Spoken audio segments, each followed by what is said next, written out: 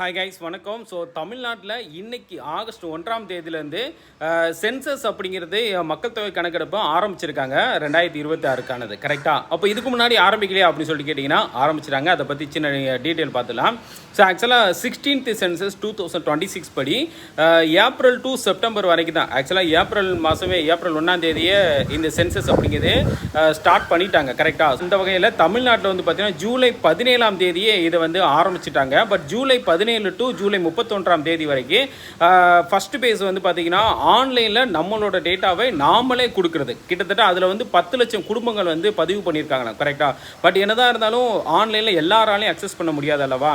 So அதனால் வீடு வீடாக சென்று மக்கள் தொகை கணக்கெடுப்பு அப்படிங்கிறது இன்னைக்கு ஆரம்பிச்சிருக்காங்க. ஆகஸ்ட் 1ஆம் தேதியிலேருந்து ஆகஸ்ட் 31ஆம் தேதி வரைக்கும் நம்ம தமிழ்நாட்டில். மற்ற ஸ்டேட்டில் இதுக்கு முன்னாடி ஆரம்பித்து போய்கிட்டு தான் இருக்கு. பட் நம்ம தமிழ்நாட்டில் July 17 to July 31 first online phase. August 1லேருந்து ஆகஸ்ட் 31ஆம் தேதி வரைக்கும் டேரெக்டாக வீடு வீடாக வந்து செக் பண்ணி என்ரோல் பண்ணுறதுக்காக வருவாங்க. கரெக்டாக?